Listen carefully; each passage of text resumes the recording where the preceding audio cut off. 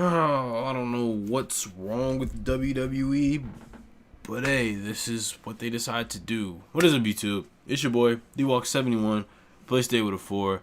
I am here with my WWE Royal Rumble review for you guys. And, this year's Royal Rumble, it was alright. I mean, most of the matches were good. Like, the Cena Styles match was pretty good. The Roman and was it Kevin Owens matches? It was good. Some matches was good, but the Royal Rumble itself, towards the end, and some of the other stuff they did really kind of just like upset me a little bit. And it's not even Roman coming out. I was fine with that. It was just the wasted spot of Enzo coming out at number 29 just to get eliminated in like less than 10 seconds, or or they could have brought up Samoa Joe or brought back Finn Balor. Like, it was so many possibilities. And then the surprise entrance in itself, we kind of knew was gonna happen. That was the whole surprise entrance of the whole night. So I don't know, but let me get into the pay-per-view. So we actually gonna go from the pre-show into the actual pay-per-view itself as I look into my notes. So the pre-show, we had a 6-woman tag team match that I fell asleep on. I fell asleep through the whole pre-show because who cares about a pre-show? I was just trying to watch so I can entertain myself while I do stuff. I fell asleep through the whole pre-show, but I did see who won. So we had a 6-woman tag team match. We had Naomi, Nikki Bella, and Becky Lynch taking on Alexa Bliss, Natalya, and the returning Mickie James. And I'm not going to go into detail. The faces won this match. Boom. The next match we ended up having was the Raw Tag Team Championship match. We had Cesaro and Sheamus versus Gallows and Anderson. Once again, did not see it. I was asleep. But we do have new Raw Tag Team Champions in Gallows and Anderson. So good job to them, I guess. Then we had Sasha Banks versus Nia Jax. Didn't see the match. Well, I saw the ending of it on YouTube. I was like looking on YouTube, looking at the highlights. Nia Jax beat Sasha Banks with a pop-up, a pop-up Samoan drop. 1, 2, 3. We're building up Nia Jax. That's great. So now let's get into the actual show. We open up with the Raw Women's Championship match with Charlotte versus Bayley. In this match, it was all right.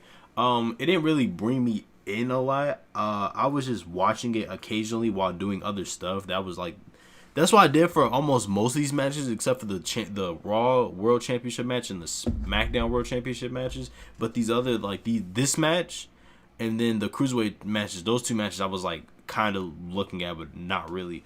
But anyways, Charlotte and Bayley, it was all right. I really can't really go into detail of it due to me not paying attention, but I know Charlotte really is undefeated, I guess, and I see what WWE's going to do with this. They're going to build this up, and I believe they're taking this to Mania. We're going to have Bayley win the title at Mania. I don't want Bayley to win the title at Mania because I don't feel like she is at that level to where she can just hold a championship and carry the division or whatever. But because her on the main roster has not been good. She's just been really boring and just like not entertaining, while Charlotte's been dominating. I don't know what they're gonna do. I just don't see Bayley holding the world championship and it actually being good. I don't know. That's just my perspective. That's just me. The next match we end up having, though, we have Kevin Owens taking on Roman Reigns with Chris Jericho inside of the shark cage. It was a no disqualification match with the Universal title on the line. Now, this match concept was really stupid. You have Chris Jericho in a shark cage, and I knew they were going to make this a no DQ match, because if this was just Chris Jericho hanging in a cage and this was just a regular match, this would be boring very quickly. So they had to make it a no DQ match. And the match was all right. I mean, I liked like most of the spots. The spot where Kevin Owens legit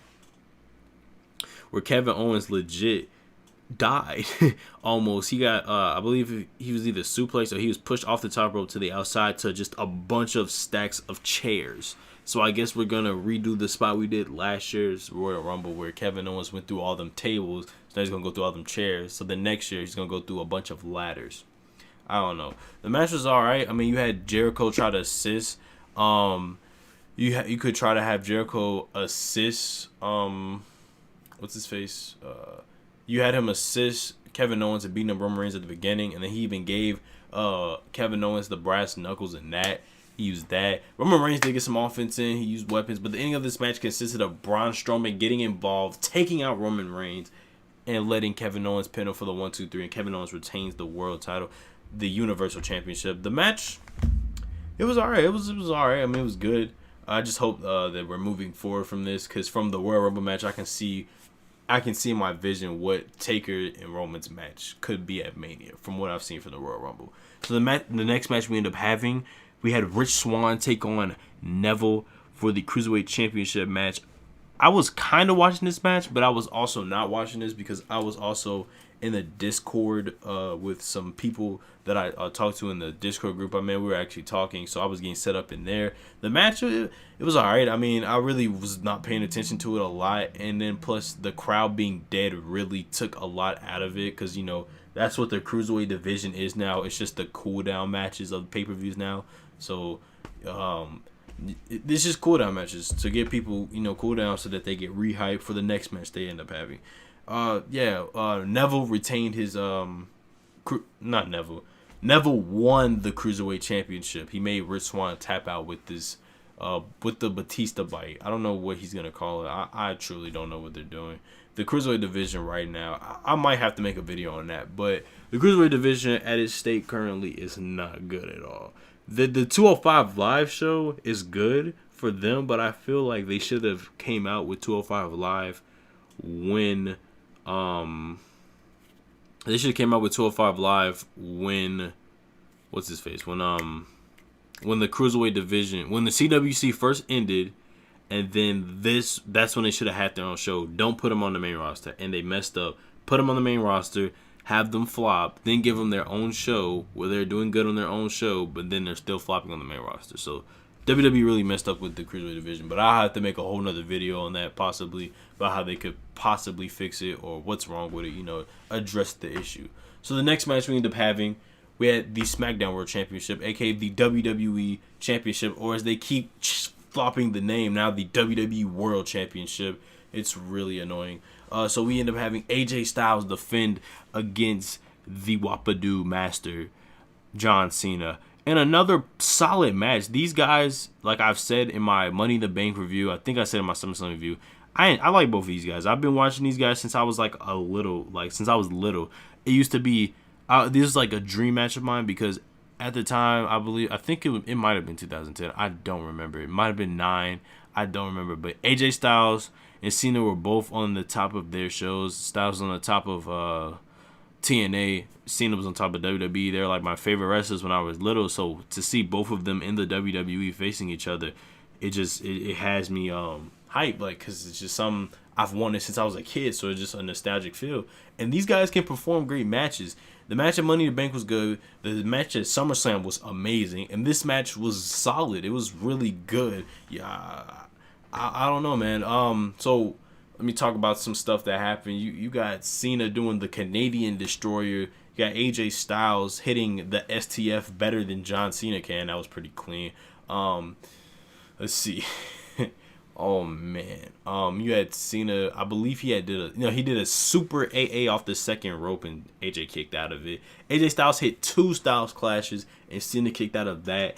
But the ending was so crazy. I popped hard when this happened. So what happened was Cena he caught AJ Styles, because AJ Styles hit the Styles clash. Instead of pinning John Cena, he went to the outside, trying to go for the phenomenal forearm, and Cena caught him, him through the mat.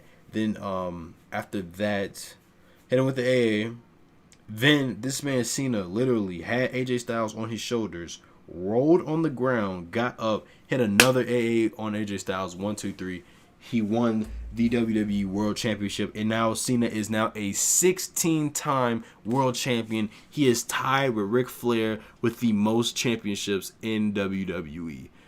That is crazy. I would have never thought Cena would have hit it. I thought he would have been done. I don't know what they're going to do next. I think Cena's going to drop the title at Elimination Chamber due to who won the Royal Rumble now. So I believe Cena's going to drop at Elimination Chamber. I don't know to who, because Cena, like I said, he's also a part-timer. He's not going to be there 24/7. So eventually he's going to have to drop the title, because I don't want another Brock Lesnar where he just shows up whenever he wants with the world title. It's just not going to work. So probably drop it. Since he's face now, the possibilities are endless. You can have Miz win the title. You can have AJ get the title back. You can have Bray win the title. It's just, the possibilities are endless now since the heels that they have can win the world title from Cena and then face Orton at Mania if they want to. So after that, we end up getting the biggest match of the night, of the card. The reason this is called the Royal Rumble, we get the actual Royal Rumble match. This match was it was not the best Royal Rumble. It was alright, but I felt like some decisions they made really kind of sucked. So first, I'm gonna mention the Kofi Kingston spot. That one sucked this year. He literally stood on the top of the ring post, the giant ring post, and he got pushed off, and he caught himself on the ring post and got back in the ring.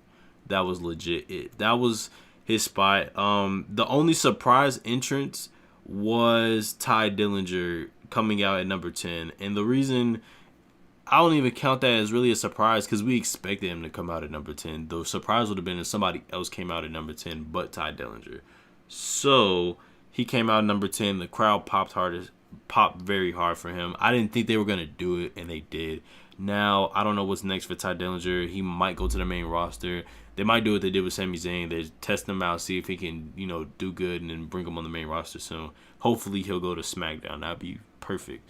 Braun Strowman came out. He cleaned house. I love that. I don't know why they eliminated him so early. I guess he served his purpose. That's just showing that he's dominant. Then you could still build up the Sami Zayn Braun Strowman thing, which is why Sami Zayn eliminated Braun. Let's see. You had Big Show get eliminated by Braun. They had a cruiserweight and they had Jack Gallagher in the Royal Rumble match. That was really surprising. I didn't think they was gonna put a cruiserweight in there. If anybody, I thought it was gonna be like T.J. Perkins or something. But they put Jack Gallagher in there, and they put Kalisto in there. If you count him as a cruiserweight, Braun Strowman destroyed them. We can talk about how James Ellsworth got murdered. This man Braun Strowman literally picked up James Ellsworth and just tossed him over the top rope. Man landed on the ground. It was so brutal, but it was hilarious. Let's talk about more meaningful stuff in this match. We can talk about how Brock Lesnar cleaned house in the Royal Rumble. Suplexes, F5s, just destroying everybody. Then we could talk about, I'll mention Enzo. The wasted spot of Enzo Amore. How do I feel about this? This is really dumb. Okay, so you have Enzo come out at number 27 because why? To have him come out, dance, and get eliminated by Brock Lesnar. Good job, WWE. You wasted a spot that you could have used for somebody else, such as Finn Balor, Samoa Joe, or anybody else that could surprise the fans or create shock value or something. You do who's it? Enzo Amore. And he ends up getting destroyed by Brock and then gets kicked out. It's so stupid. But one of the best parts of this was Goldberg. This man Goldberg doesn't care. He is literally making Brock Lesnar his property, bro. It's crazy. It's crazy. Brock is gonna win at Mania, by the way, against Goldberg, because he's not gonna get buried like this. This man Goldberg literally goes in the ring, spears Brock, eliminates him, just kicks him out. I was like so surprised when he did that. I was like, whoa, this man is OP.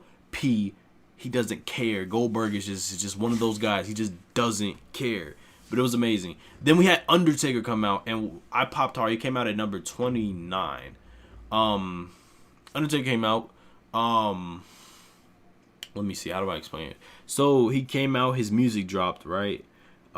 Music drop. He didn't come through the ramp because the stage for this arena was so long. They said it was like 65 yards. That's more than half of a football field. That was the stage of it. So you had the regular ramp, and then you had a long passage coming down. Because I guess this, I believe this, the Alamo Dome is used for like, I believe college football games, because it's pretty big. It's a 50,000 seat stadium. It's a stadium. That's not an arena. That's a stadium. It's a dome. It's whatever. They use it for football. I can see why they have so much space. And you do not want to see Undertaker walk all the way out there. So he just popped in the ring. Undertaker looks so young, dude. He grew his hair out. I don't know if he grew it out or they just put something in there like weave or something, because you know men can do that. He doesn't have any gray hairs. I guess he colored up his stuff. His goatee. He looks young. It looks like Taker from like 2008. Taker did work. He worked on it. He did a lot and didn't have to do much at the same time. He had a lot of impact with what he did. I'm gonna save number 30 for last. What else can I mention that was important? Oh, Luke Harper. If you watched SmackDown Live, you would have saw that Luke Harper lost to Randy Orton and then got the Sister Abigail from Bray Wyatt. So he came out. Bray Wyatt and Randy Orton were already in the ring. He came out and he took out, I believe, Dean Ambrose. He took him out, like kicked him in the face, because Dean Ambrose got eliminated by Brock Lesnar, and Dolph Ziggler got eliminated by Brock Lesnar. So he came out and he looked at him, and I believe no, he clotheslined Bray Wyatt, and then I think he took out Randy Orton or something happened with Randy. Then he picked up Bray again. He was about to hit the Sister Abigail. No, he hugged him, because this is exactly what Bray did to him on SmackDown. He hugged him and then put him in the position for the Sister Abigail. He's about to hit it, and then Randy Orton did something to Luke Harper. I'm guessing he RKO'd him. I don't remember. And then he ended up getting eliminated. So I see that WWE is doing this thing where they're going to tease the Wyatt family thing of maybe Luke Harper getting eliminated, da-da-da-da-da. You know, something like that. So then after that, number 30, right? You think it could be Finn Balor, Samoa Joe, somebody. Because one thing I enjoyed about the Royal Rumble is the surprise factor of people coming back, people getting brought up, or just legends coming back. No legends came back, by the way. It was Roman Reigns. He came out number 30. The crowd went nuts. And I don't mean the good way either. He came out. He cleaned house. He did his thing. And then they also, like, teased Reigns and Taker. When Taker looked at him, they start going at it, because here's a couple people you could use for a Taker match at Mania. You could do Baron Corbin, that could work, or you could do Roman. I feel like you could do Roman because Roman can perform good and he doesn't have to do that many moves, and Taker looks like he doesn't have to take that many bumps if he goes to Roman. I feel like that would be a good Mania match, would be Roman and Taker. Matter of fact, since you can't get the John Cena for Taker, you can get his replacement for Taker. That would be fine, actually. Let's see what else happened. So Taker ended up getting eliminated by Roman Reigns, and then they stared at each other for like a good couple of seconds, which made me really think of that. Then we get down to the final, I believe it was the final four. It was Jericho, who came out number 2, by the way. He stood there for a long time. You got Jericho, Reigns, Orton, Wyatt. Jericho ended up getting eliminated. Down to the final 3. Orton, Reigns, Wyatt. Reigns eliminates Wyatt. It's down to the final 2. Orton, Reigns. Orton eliminates Roman Reigns, and he wins the Royal Rumble. I guess you could say it was a surprise, because you wouldn't expect Randy Orton to win it, but then you would at the same time, because he was a pretty high pick. I believe Vegas picked him as a good number odd to be in the Royal Rumble. And now this opens up a lot of opportunities for SmackDown to go towards Mania, which is really great. You could have Orton and Cena at Mania. You could have Orton and Wyatt at Mania, you know, and somehow have Orton break away from the Wyatt family. Have Orton Wyatt at Mania for the world title. Hey, it's a lot of stuff you can do with this now. The brand split is this is the beauty about the brand split. It opened up opportunities for stuff like this to happen. So now you have Randy Orton as winning the Royal Rumble. He's going to Mania. He's not main evented, of course. I don't think they're going to do that, because they have 2 world title matches, and plus a Taker match, a Lesnar match, and a Cena match. They have a lot of stuff going on. But this Royal Rumble match itself was alright. I mean, it had its moments. Like I just basically said, all the important moments, I guess. The only surprise was Ty Dillinger coming out at number 10, which really wasn't a surprise. We all kind of expected it, but WWE's going to call it a surprise. This pay-per-view was alright. I mean, it was decent. I don't know what to say. You know what to do. Like, comment, favorite, subscribe. Do what you do to support me. Follow me on all of my social media sites in the description down below. Check out the previous video below. Make sure you get this video out. Helps me grow. It helps me do a lot. Just make sure you like videos. Also, click on the notification button, the little bell, because videos are not showing up in sub boxes because YouTube stayed broke, because YouTube sucks.